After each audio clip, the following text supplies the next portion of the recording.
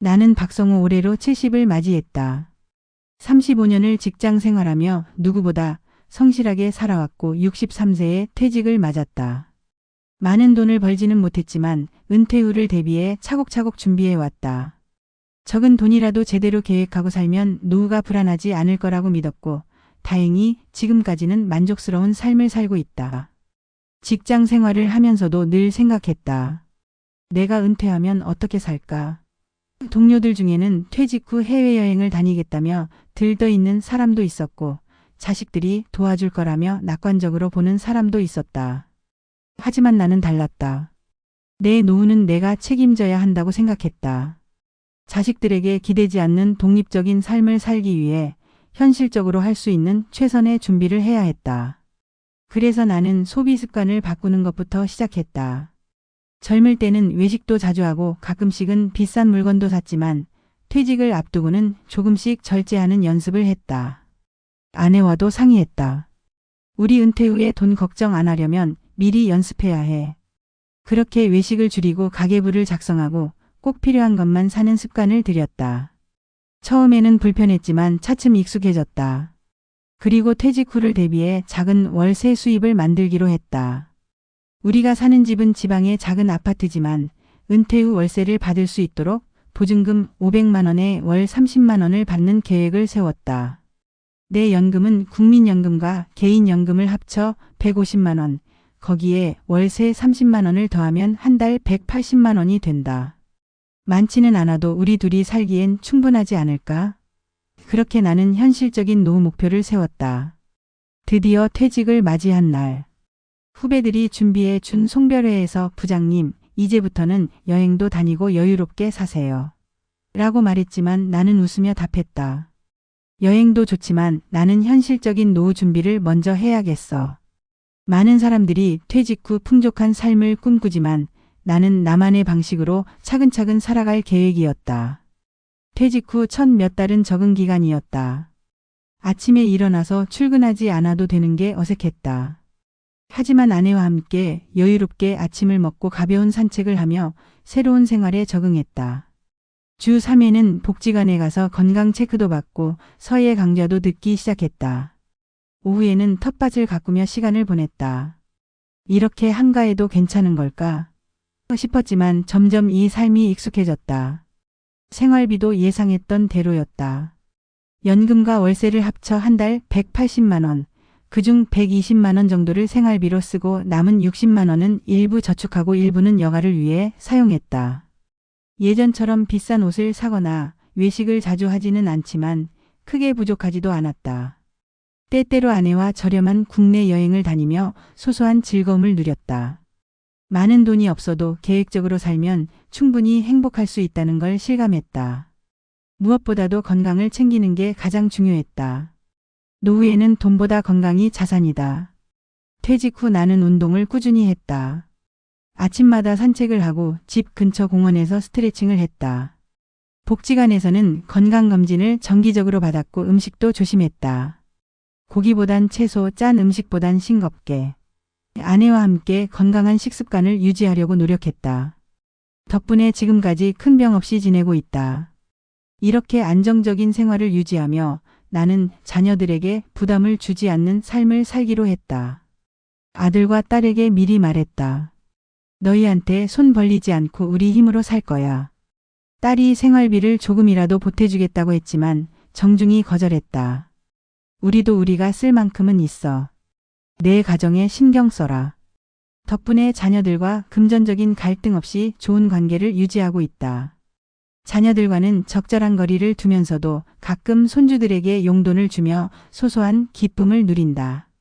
돈을 기대하지 않으니 오히려 자녀들이 자주 연락하고 부담 없이 찾아온다.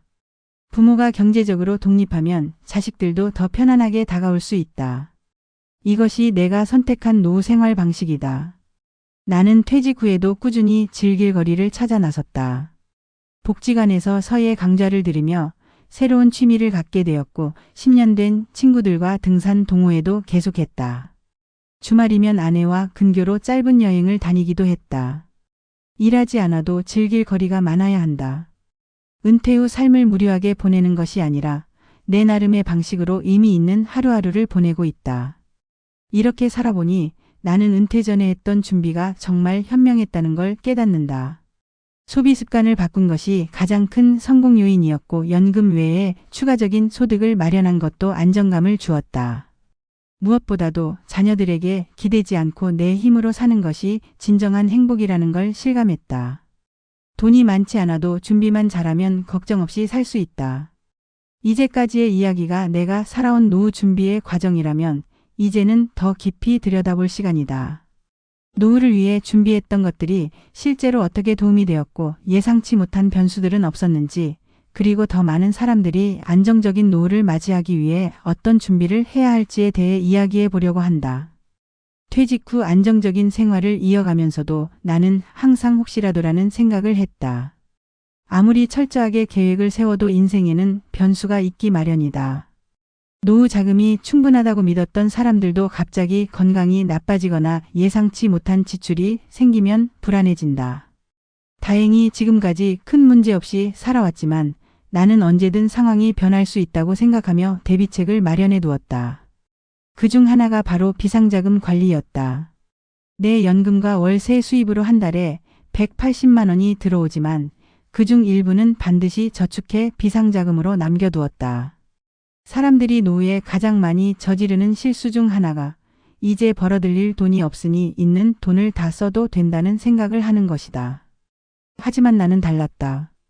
언제 무슨 일이 생길지 모른다는 마음으로 매달 남는 돈을 저축했고 현재까지 약 1천만 원 정도를 따로 모아두었다. 큰 돈은 아니지만 급한 일이 생기면 이 돈으로 해결할 수 있다는 심리적인 안정감이 있었다. 그리고 또 하나 중요하게 생각한 것이 건강보험과 장기요양보험 활용이었다. 은퇴 후 건강이 가장 큰 변수라는 걸 잘 알고 있었기에 건강보험 혜택을 최대한 활용하기 위해 정기적으로 병원을 다녔다. 그리고 혹시라도 거동이 불편해지는 날이 오면 장기요양보험을 활용할 생각이었다. 사람들은 보통 이런 제도를 잘 모르거나 귀찮아서 신청하지 않지만 나는 미리 알아보고 준비해 두었다. 건강이 나빠지면 치료비가 가장 큰 부담이 된다. 미리 대비하면 걱정이 줄어든다. 노후를 안정적으로 살기 위해 생활비 전략 습관도 꾸준히 유지했다. 주변 친구들 중에는 퇴직 후 한동안 소비를 늘렸다가 나중에 후회하는 경우가 많았다. 처음에는 여행도 자주 다니고 외식도 많이 했지만 몇 년 지나고 나니 돈이 빠듯해져서 갑자기 허리띠를 졸라매는 것이다. 나는 그런 실수를 하지 않으려고 처음부터 절제된 생활을 했다. 외식은 특별한 날에만 하고 대부분 집에서 직접 요리를 해 먹었다.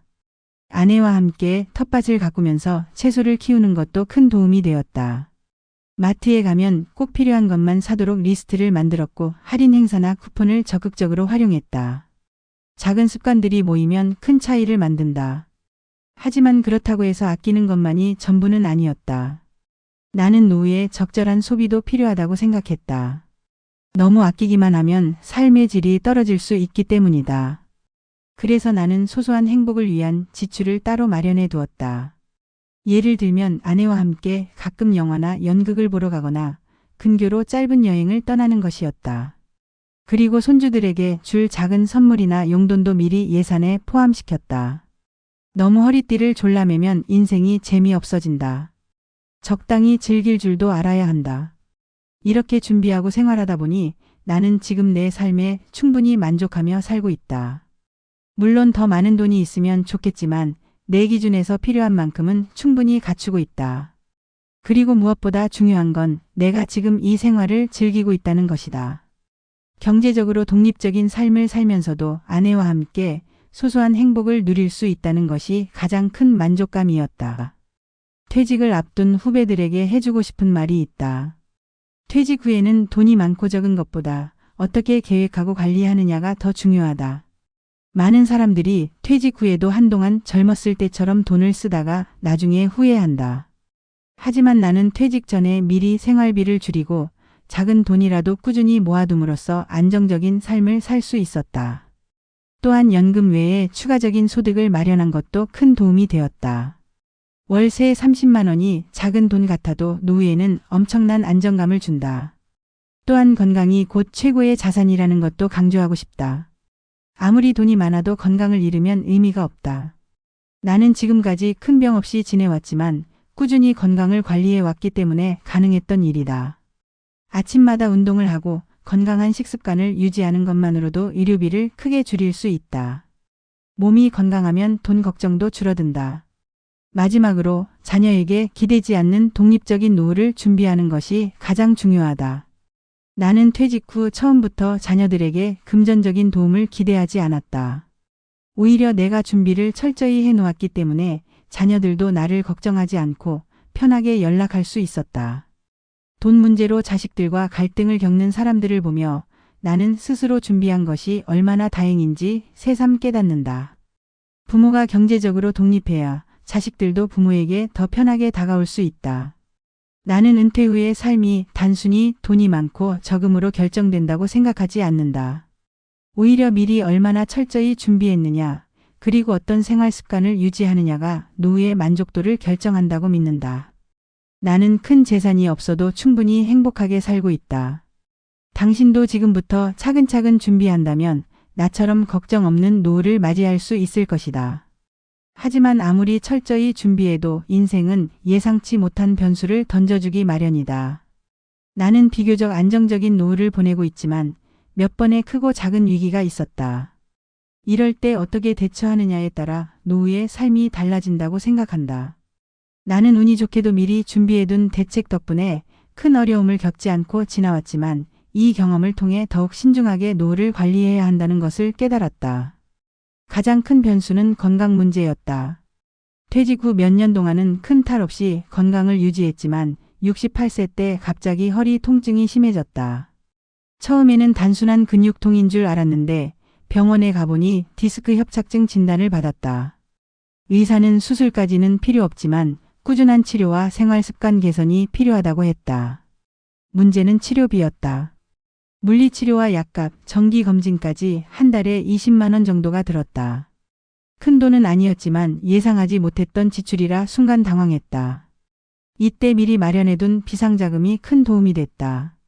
나는 매달 생활비를 사용한 후 남는 돈을 저축하며 따로 비상금 통장을 만들어 두었는데 그 돈을 활용해 치료비를 부담할 수 있었다. 역시 노후에는 예상치 못한 의료비가 꼭 발생한다. 미리 준비해두길 잘했다. 이 경험 이후로 나는 건강관리에 더 신경 쓰기로 했다. 꾸준히 스트레칭을 하고 허리에 부담이 덜 가는 생활 습관을 만들었다. 의료비 부담을 줄이기 위해 건강보험과 장기요양보험 혜택도 적극적으로 활용했다. 덕분에 지금은 통증이 많이 줄었고 다시 정상적인 생활을 하고 있다. 두 번째 변수는 아내의 건강 문제였다. 나만 건강을 챙긴다고 되는 게 아니었다. 몇 달 전 아내가 갑자기 어지러움을 호소하며 쓰러졌다. 급히 병원으로 가보니 고혈압과 당뇨 초기 증상이 있었다. 다행히 심각한 상황은 아니었지만 약을 꾸준히 먹어야 했고 식단도 조절해야 했다. 나는 처음으로 노후에는 건강이 최우선이다라는 말을 뼈저리게 실감했다. 그 후로는 아내와 함께 건강한 식습관을 만들기 위해 노력했다. 예전에는 반찬을 사 먹거나 외식을 하는 경우도 많았지만 이제는 신선한 재료로 직접 요리를 하고 저염식과 균형 잡힌 식단을 유지하려고 했다. 또한 운동을 함께 하기로 했다. 나는 원래 아침에 산책을 했지만 이제는 아내와 함께 가볍게 걷는 습관을 들였다. 처음에는 힘들어했지만 점점 익숙해지면서 건강이 많이 좋아졌다. 병원비를 아끼는 가장 좋은 방법은 아예 병원에 갈 일이 없도록 건강을 지키는 것이다. 세 번째 변수는 자녀들의 갑작스러운 경제적 어려움이었다. 나는 자녀들에게 기대지 않는 독립적인 노후를 지향했지만 그렇다고 해서 자녀가 힘들어할 때 모른 척할 수도 없었다. 몇 년 전 아들이 사업을 하다가 예상보다 어려움을 겪었다. 당시 아들은 괜찮다고 했지만 내가 보기엔 상황이 많이 힘들어 보였다. 그렇다고 해서 내가 가진 노후 자금을 함부로 내줄 수도 없었다. 이때 내가 선택한 방법은 직접적인 금전 지원이 아니라 현실적인 도움을 주는 것이었다. 아들에게 생활비를 빌려주기보다는 절약할 수 있는 방법을 조언해주고 불필요한 지출을 줄이는 법을 알려줬다. 그리고 정신적인 지지를 해주었다. 다행히 시간이 지나면서 아들은 다시 경제적으로 안정을 찾았고 나는 노후 자금을 지킬 수 있었다. 노후에 자녀가 어려움을 겪을 수도 있다. 하지만 부모가 너무 깊이 개입하면 결국 부모도 자녀도 힘들어진다. 이 경험을 통해 나는 자녀를 돕되 선을 지키는 것이 중요하다는 걸 깨달았다. 이제 70세가 된 지금 나는 여전히 검소하지만 안정적인 생활을 이어가고 있다. 가끔은 친구들이 더 즐기면서 살아야 하지 않겠느냐 고 묻지만 나는 내 방식대로 충분히 즐기고 있다고 생각한다. 작은 금액이지만 저축하는 습관을 유지하고 있고 적당한 소비로 삶의 질을 높이고 있다. 그리고 무엇보다도 경제적으로 독립한 삶을 유지하며 자녀에게 부담을 주지 않는 것이 가장 큰 만족감으로 다가온다. 나는 후배들에게 이렇게 조언하고 싶다. 첫째, 노후 자금은 많고 적음보다 어떻게 관리하느냐가 중요하다. 둘째, 연금 외에 작은 수입이라도 마련하면 심리적 안정감이 커진다. 셋째, 건강이 최우선이다. 돈보다 건강이 부족하면 삶의 질이 떨어진다. 넷째, 자녀와의 관계에서 금전적인 독립이 필요하다. 다섯째, 너무 절약만 하지 말고 적당한 여유도 즐겨야 한다. 많은 사람들이 퇴직 후 노후를 준비하면서 몇 가지 중요한 실수를 한다.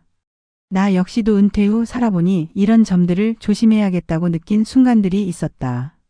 노후를 대비하는 후배들에게 꼭 전하고 싶은 이야기다. 노후를 경제적으로 안정적으로 보내기 위해 반드시 피해야 할 실수들을 말해보려고 한다. 첫 번째 실수는 퇴직금을 한꺼번에 사용하는 것이다. 퇴직을 하면 한 번에 큰 돈이 들어온다. 평생 성실하게 일한 보상이니 그 돈을 활용해 뭔가 해보고 싶다는 생각이 든다. 어떤 사람은 퇴직금을 받아서 해외여행을 다녀오고 어떤 사람은 창업을 하거나 투자에 뛰어든다. 그러나 내가 주변에서 본 사례들 중 퇴직금으로 성공적으로 사업을 하거나 투자에 성공한 사람은 거의 없었다. 오히려 퇴직금이 몇 년 만에 바닥나고 연금 외에는 생활비가 없어 고생하는 경우가 더 많았다. 나 역시도 퇴직할 때 퇴직금을 받았지만 한 번에 쓰지 않고 생활비 보충용으로만 사용했다.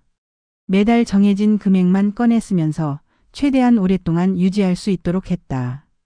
퇴직금은 한 번 쓰면 다시 벌 수 없다. 이 돈을 어떻게 관리하느냐에 따라 노후가 달라진다. 후배들에게 조언한다면 퇴직금은 절대 한꺼번에 사용하지 말고 계획적으로 나눠 써야 한다. 두 번째 실수는 고정 지출을 늘리는 것이다. 퇴직 후에도 여전히 월급을 받는 것처럼 착각하는 사람들이 있다. 그동안은 매달 일정한 수입이 들어왔기 때문에 자연스럽게 생활비도 그에 맞춰 유지되었지만 은퇴 후에는 상황이 다르다. 하지만 일부 사람들은 은퇴 후에도 습관적으로 예전처럼 돈을 쓰거나 새로운 지출을 만들어낸다. 예를 들어 퇴직 후 더 넓은 집으로 이사하거나 차를 새로 구입하는 경우가 있다. 이제 시간이 많으니 더 좋은 집에서 살고 싶다는 생각은 이해가 되지만 더 큰 고정 지출이 발생하면 장기적으로 노후 생활이 불안정해진다. 나는 퇴직 후에도 기존 생활비를 유지하면서 고정 지출을 늘리지 않는 것을 원칙으로 삼았다. 지금 사는 집이 비록 크지는 않지만 관리비가 적게 들고 유지하기 편하다. 자동차도 퇴직 전에 타던 것을 계속 이용하면서 유지비를 최소화했다. 고정 지출이 많아지면 돈을 아무리 모아도 부족하다. 노후에는 돈을 모으는 것보다 지출을 줄이는 것이 더 중요하다. 세 번째 실수는 연금 외에 추가 수입을 고려하지 않는 것이다. 연금만으로 생활이 가능하다고 생각하는 사람들이 많다. 하지만 실제로 살아보면 연금만으로는 예상치 못한 지출을 감당하기 어렵다. 병원비나 집 수리 비용처럼 갑자기 큰 돈이 필요한 순간들이 있다. 만약 연금 외에 추가 수입이 없다면 결국 퇴직금을 까먹게 되고 몇 년 후에는 생활이 빠듯해질 수 있다. 나는 이 문제를 해결하기 위해 퇴직 전에 작은 월세 수입을 마련했다.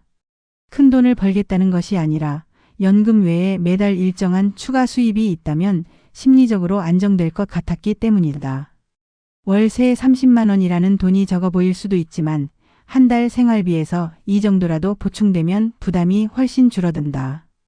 연금 외의 수입이 하나라도 있으면 노후가 훨씬 편안해진다. 꼭 부동산이 아니더라도 작게라도 할 수 있는 부업이나 소일거리를 찾아보는 것도 좋은 방법이다. 네 번째 실수는 건강관리를 소홀히 하는 것이다. 노후에는 돈보다 중요한 것이 건강이다. 건강을 유지하는 것만으로도 의료비를 아낄 수 있고 생활의 질도 높아진다. 하지만 많은 사람들이 퇴직 후 건강을 돌보지 않고 방심하다가 나이가 들면서 갑자기 병을 얻고 경제적으로도 어려움을 겪는다.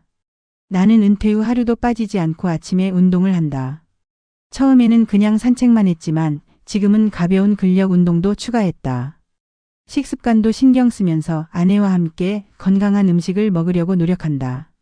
가끔은 친구들이 이제 편하게 먹고 싶은 거 먹고 살면 되지 않느냐 고하지만 나는 생각이 다르다. 지금 몸을 돌보지 않으면 나중에 병원비가 더 많이 들고 생활도 불편해진다. 건강은 노후를 위한 가장 중요한 투자다. 5번째 실수는 자녀에게 경제적으로 의존하는 것이다. 많은 부모들이 퇴직 후 자녀들에게 기대려는 경향이 있다. 하지만 자녀들도 각자의 삶이 있고 부모가 경제적으로 독립해야 자녀들도 편하게 살아갈 수 있다. 나도 처음에는 혹시라도 필요하면 자녀가 도와주지 않을까 하는 생각을 한 적이 있었다. 하지만 실제로 살아보니 부모가 독립적으로 생활하면 오히려 자녀들과 관계가 더 좋아졌다. 자녀들은 부모가 경제적으로 어려움을 겪고 있을까 봐 걱정하는 경우가 많다. 하지만 내가 미리 준비를 해두었기 때문에 자녀들도 부담 없이 나를 대할 수 있다. 가끔은 손주들에게 작은 용돈을 주기도 하고 자녀들이 집에 놀러 오면 맛있는 것도 해줄 수 있다. 부모가 경제적으로 독립하면 자녀들과의 관계가 더 편안해진다. 나는 지금까지 노후를 살아보면서 이 5가지 실수를 피한 덕분에 경제적으로 안정적인 생활을 유지할 수 있었다. 노후 자금이 많지 않아도 어떻게 관리하느냐에 따라 노후의 질이 달라진다. 후배들에게 꼭 말해주고 싶은 것은 은퇴 후의 삶은 단순한 휴식이 아니라 새로운 삶의 시작이라는 것이다. 미리 계획하고 준비하면 적은 돈으로도 걱정 없이 살아갈 수 있다. 이제까지 이야기한 것이 내가 살아온 노후의 과정과 경제적인 팁들이었다면 마지막으로 은퇴 후에도 삶의 의미를 찾고 행복하게 사는 방법에 대해 이야기해 보려고 한다. 경제적으로 안정된다고 해서 삶이 저절로 충만해지는 것은 아니다. 이 말이 처음에는 잘 와닿지 않았지만 직접 경험해보니 정말 맞는 말이었다. 은퇴 후에도 삶의 의미를 찾기 위해 나는 몇 가지 원칙을 세웠다. 첫째, 하루의 작은 목표 만들기. 은퇴하고 나서 제일 힘든 건 아무 할 일이 없을 때다. 직장 다닐 때는 매일 출근하고 업무를 하면서 자연스럽게 하루가 흘러갔다. 하지만 퇴직 후에는 그런 해야 할 일이 없어지면서 자칫하면 하루하루가 무료하게 흘러갈 수 있다. 나는 이를 방지하기 위해 하루의 작은 목표를 만들었다. 예를 들어 오늘은 복지관에서 서예 수업을 듣자, 이번 주에는 책 한 권을 끝까지 읽자, 오늘은 텃밭에 가서 채소를 돌보자 같은 것들이다. 처음에는 이런 작은 목표들이 별거 아닌 것 같았지만 하루하루 계획이 생기니까 시간이 더 알차게 흘렀다. 그리고 이런 활동들이 쌓이면서 나는 여전히 삶을 주도적으로 살고 있다는 만족감을 느낄 수 있었다. 해야 할 일이 없는 하루는 의미 없는 하루가 된다. 나는 매일 작은 목표를 만들면서 내 삶에 활력을 불어넣었다. 둘째, 새로운 배움 시작하기. 많은 사람들이 은퇴 후 배움을 멈춘다. 하지만 나는 오히려 이제야 내가 배우고 싶은 걸 배울 수 있는 시간이라고 생각했다. 그래서 복지관에서 서예와 한국사 강의를 듣기 시작했다. 원래 글씨를 예쁘게 쓰는 편이 아니었지만 서예를 배우면서 집중력도 좋아지고 정신적으로 안정되는 느낌이 들었다. 한국사 공부는 내가 어릴 때부터 관심 있었던 분야였지만 일하느라 깊이 파고들 시간이 없었다. 하지만 이제는 시간을 들여 천천히 배울 수 있어서 더 재미있었다. 내 주변 친구들 중에는 퇴직 후 컴퓨터를 배우거나 외국어 공부를 하는 사람들도 있다. 이 나이에 새로운 걸 배우면 뭐하냐? 고 생각할 수도 있지만 배우는 과정에서 오는 성취감과 즐거움은 생각보다 크다. 배움은 나이를 가리지 않는다. 새로운 것을 배우면 새로운 삶이 열린다. 나는 은퇴 후에도 배움을 멈추지 않기로 했다. 셋째, 사람들과 관계 유지하기. 은퇴 후 가장 중요한 것은 외로움을 피하는 것이다. 돈이 부족한 것보다 더 힘든 것은 함께 이야기할 사람이 없는 것이다. 내가 가장 걱정했던 것도 바로 이 부분이었다. 친구들은 하나둘씩 멀어지고 직장 동료들과도 자연스럽게 연락이 끊어졌다. 만약 그대로 놔뒀다면 나도 은퇴 후 고립된 삶을 살았을 것이다. 그래서 나는 적극적으로 사람들과 관계를 유지하려고 노력했다. 일주일에 한 번은 복지관에서 친구들을 만나고 월 12회는 등산 동호회 활동을 했다. 그리고 아내와 함께하는 시간을 더 소중하게 여겼다. 은퇴 후에는 부부 사이도 중요한데 자칫하면 서로 하루 종일 집에만 있으면서 대화가 줄어들 수 있다. 그래서 일부러라도 아내와 함께 할 수 있는 활동을 만들었다. 같이 시장을 보러 가자, 근처 공원에 산책 가자 같은 작은 계획들이 부부관계를 더 돈독하게 만들었다. 또한 손주들과도 자주 연락하려고 노력했다. 손주들은 바쁘겠지만 가끔씩 영상통화를 하거나 작은 선물을 보내면 관계가 더 돈독해진다. 우리 할아버지, 할머니는 늘 관심을 가져준다는 느낌을 주면 손주들도 자연스럽게 나를 찾게 된다. 사람들과의 관계는 노력해야 유지된다. 은퇴 후에도 적극적으로 소통해야 한다. 나는 더 이상 외로움을 두려워하지 않는다. 넷째, 여행과 문화생활 즐기기. 사람들은 은퇴하면 세계 여행을 떠나야 한다고 생각하지만 꼭 그렇게 하지 않아도 된다. 나는 돈을 많이 쓰지 않고도 여행과 문화생활을 즐기는 방법을 찾았다. 먼저 나는 한 달에 한 번씩 국내 여행을 다녀왔다. 멀리 가지 않아도 기차를 타고 12시간 거리에 있는 작은 도시들을 방문하는 것만으로도 충분히 새로웠다. 경주, 전주, 공주 같은 역사적인 도시를 방문하면서 새로운 경험을 쌓을 수 있었다. 그리고 지역마다 맛있는 음식을 찾아보는 것도 또 하나의 즐거움이었다. 또한 문화생활도 꾸준히 즐겼다. 복지관에서 무료로 제공하는 영화 상영이나 박물관, 미술관을 찾아가면서 작은 돈으로도 풍요로운 시간을 보낼 수 있었다. 도서관에서 책을 빌려 읽거나 지역 행사에 참여하는 것도 좋은 방법이었다. 돈을 많이 쓰지 않아도 삶을 즐길 수 있는 방법은 많다. 나는 퇴직 후에도 즐길 거리를 찾아다니며 소소한 행복을 느끼고 있다. 이제 70세가 된 나는 은퇴 후의 삶이 단순히 쉬는 것이 아니라 새로운 인생의 시작이라는 것을 깨달았다. 돈만 있다고 해서 행복한 노후가 되지 않는다. 오히려 중요한 것은 어떻게 하면 더 의미 있고 즐겁게 살 것인가 하는 고민이다. 나는 여전히 배움을 멈추지 않고 새로운 경험을 쌓아가고 있다. 소비를 줄이며 알뜰하게 살면서도 여유를 즐길 수 있는 방법을 찾았다. 그리고 가족과의 관계를 유지하며 친구들과 함께하는 시간을 소중히 여기고 있다. 노후의 행복은 준비된 자에게 찾아온다. 나는 내가 선택한 이 삶이 만족스럽다. 그리고 앞으로도 하루하루를 가치 있게 살아갈 것이다. 이제까지 내가 살아온 노후 이야기였다. 노후를 준비하는 후배들에게 이 글이 조금이나마 도움이 되었으면 좋겠다. 이제 당신의 노후를 준비할 차례다. 어떻게 살아가고 싶은가? 어떤 삶을 원하는가? 지금부터 차근차근 준비하면 당신도 나처럼 걱정 없는 노후를 보낼 수 있을 것이다. 당신의 노후는 지금 당신이 만드는 것이다.